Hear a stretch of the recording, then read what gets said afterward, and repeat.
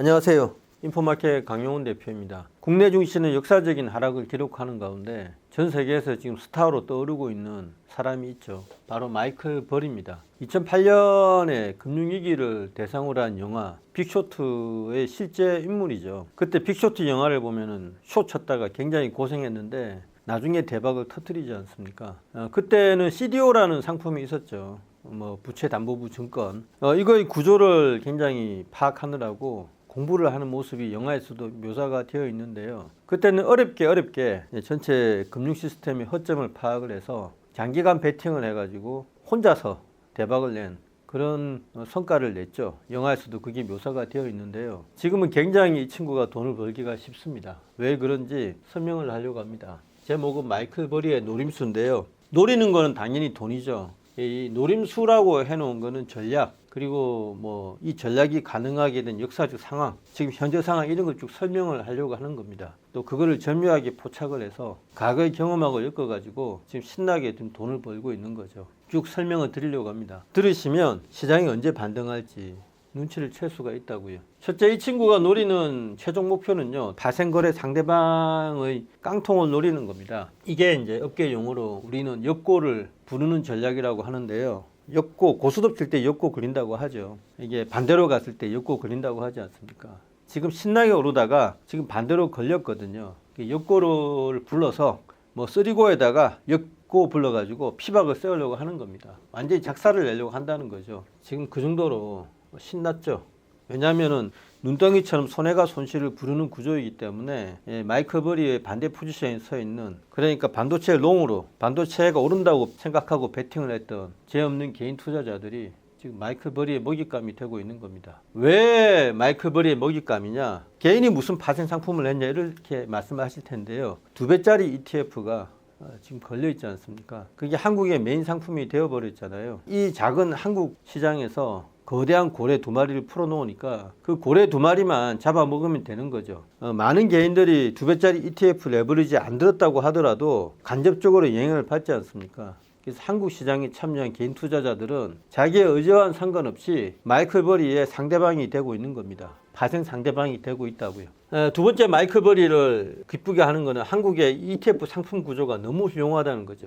훌륭하다는 건 역설적인 건데 마이클 버리한테 훌륭하다는 이야기입니다. 무슨 말이냐면 포지션이 실시간 공개가 되잖아요. 그러니까 마이클 버리가 예전에 2008년에 금융위기 때 돈을 벌기 위해서 CDO의 잘못된 구조를 파악하려면 온갖 금융회사의 이런 자료를 다 모아야 됐단 말이에요. 공시도 잘 안 되는 자료를 몇 년 동안 공부를 했을 거예요. 그래가지고 공격을 한 건데, 이 ETF는 실시간으로 상품이 몇 개 안 되니까 시총이 공개가 되잖아요. 제가 시총 곱하기 2 하면 된다고 말씀드렸지 않습니까? 그게 이제 전체 포지션인데 딱 시총만큼이 파생으로 들어간 거를 생각하면 되거든요. 매번 시총이 왔다 갔다 하지 않습니까? 열 몇 개의 상품을 더하면 되니까요. 실시간으로 시총이 공개된다는 거는 포지션 규모가, 그러니까 이 상품에 가입된 개인 투자자들의 자산이 노출되는 거잖아요. 이게 사실 엄청난 정보입니다. 두 번째는 뭐냐면 매시간 깡통 숫자가 공개가 되잖아요. 언론에서 보도하지 않습니까? 지금 반대 매매 걸린 게 몇 개다. 블룸버그에서도 그거를 인용해서 쓰고 있더라고요. 거의 100만 개의 계좌가 지금 반대 매매 위험에 있다 이런 식으로 보도를 했던데 매일매일 깡통 숫자가 추정이 된다고요. 얼마나 이게 좋은 건지 아세요? 깡통 될 때까지 밀어붙이는데 타겟을 가르쳐 주는 거잖아요.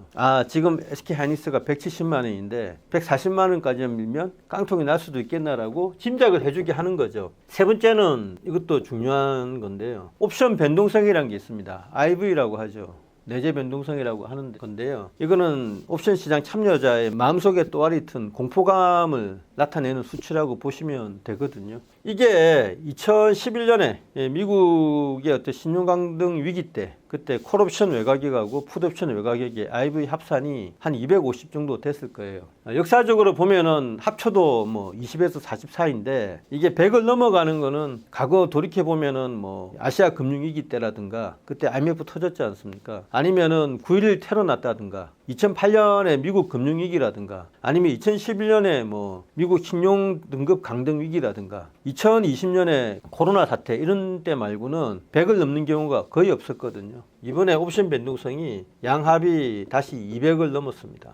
그러니까 이 옵션 변동성이 급등한다는 것은 드디어 이익을 실현할 타점이 온다 이렇게 볼 수도 있는 거거든요. 마이클 버리 입장에서요. 그래서 아마 한국 지수 옵션 시장이 워낙 세계적으로 효율적이고 규모가 큰 만큼 요거 보고 매매하고 있을 거예요. 그러니까 실시간 공개되는 이 시총 규모하고 깡통 숫자 이거는 이제 지도에 보면은 대략적인 공격 지점, 시점 이런 거를 나타낸다고 한다면요. 이 옵션 변동성은 정말 정밀한 좌표를 숫자로 알려주고 있는 거거든요. 이 세 가지 정도를 보면 지금 한국 애들이 얼마나 공포감을 가지고 나의 공격에 벌벌 떨고 있는가를 알 수가 있다고요. 그래서 공포감이 극대화돼 가지고 반대 매물이 쏟아져 나올 때 이 실현 타점으로 잡으려고 하고 있을 겁니다.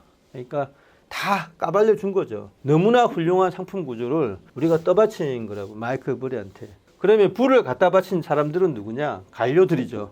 서울대 경제학과 출신들. 저도 서울대 경제학과를 나왔는데 제가 보니까 본인들이 절대 좀 못하다는 거 인정을 하지 않죠. 시장에 대해서 잘 이해를 못하는 것 같습니다. 그 정치인들도 말도 안 되는 지금 뭐 이야기를 하고 있더라고요.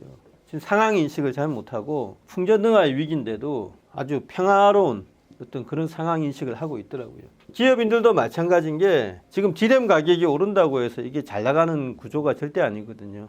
웩도독이라고 이 상황 자체가 안 좋아지면 투자자들이 불안하게 생각합니다. 그런 것들이 또 잘못하면 실물 경기를 흔들 수가 있거든요. 오히려 지금은 전략을 치밀하게 짜야 되고 기술 개발에 더 몰두를 해야 될 때죠. 제가 보니까 도덕성이 결여된 거는 제가 뭐라고 말을 할 수가 없어요. 그 사람들의 관점이니까요. 하지만 전략적 실패는 제가 말을 할 수가 있습니다. 전략적으로 완전히 패배한 것 같아요. 마이클 버리한테. 이런 거를 비대칭적으로 정보를 다 갖다 바쳤지 않습니까? 마이클 버리가 지금 서브스택에서 매달 120억에서 170억의 돈을 번다고 집계가 되고 있던데요. 실시간으로 자기 포지션을 노출하고 정보를 준다고 해서 추종자를 모으고 있는 거잖아요. 왜 그렇게 하겠습니까? 실제로 숏 포지션을 취하는 거는 자기 포지션을 알리는 건 불리하거든요. 그런데 당당하게 지금 내놓고 공격을 하고 있는 거잖아요. 왜냐하면 이 모든 정보가 투명하게 공개가 되고 있기 때문입니다. 그래서 전략적으로 봤을 때 우리가 마이클 버리한테 빨가벗고 나선 셈이 된다고요. 나를 공격해 달라고. 그래서 마이클 버리가 지금 자기도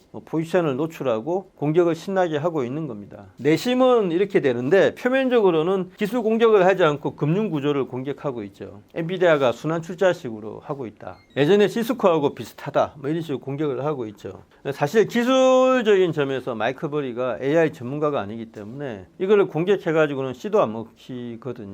더더군다나 과거에 뭐 테슬라 공격했다가 잘 안 된 적이 있었죠. 그래서 기술 공격을 이번에 하지 않고요. 금융 구조의 문제점을 계속 공격을 하는 겁니다. 그리고 그거를 과거의 2008년 상황하고 빗대서 설명을 하니까 단순하죠. 과거의 오류가 또 반복될 수 있다. 이런 프레이즈는 굉장히 투자자 머릿속에 확 와닿지 않습니까? 그래서 이런 단순성으로 지금 서브스택의 어떤 팔로워들을 끌어모으고 있는 건데 명분이 굉장히 훌륭하지 않습니까? 명분은 그거죠. 인간의 어리석음이 또 다른 금융위기를 불러온다. 나는 그 어리석음을 캐치하고 있다. 이게 명분이잖아요. 그래서 마이클 버리는 지금 명분하고 실리를 다 지고 있어서 승자가 되고 있는 겁니다. 이 마이클 버리의 전략이 실패하려면요. 뭔가 기술적인 AI가 엄청난 뭐 어류라든가 우주에서 성과를 내야 되는데 그건 아시다시피 시간이 걸리죠. 제가 봤을 때는 마이클 버리가 충분히 이익을 먹은 만큼 먹은 다음에 포지션을 정리할 가능성이 많습니다. 그게 아마 바닥의 징후겠죠. 아까 옵션 변동성 말씀드렸는데 저라면 거의 이익의 한 80% 단계는 온 거거든요. 이게 옵션이 무서운 게요. 또 파생이 무서운 게 깡통이 날 때 시세가 제일 많이 납니다.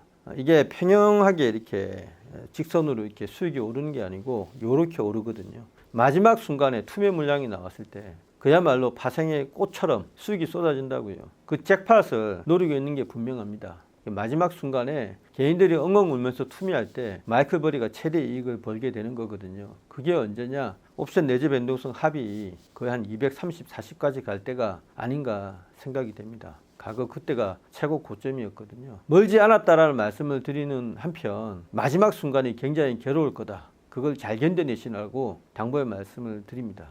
마지막 짜내는 그 순간, 그 고통의 순간, 그게 마이클 버리가 노리는 노림수죠. 그게 숏쟁이들의 잔인한 습성입니다. 네, 감사합니다.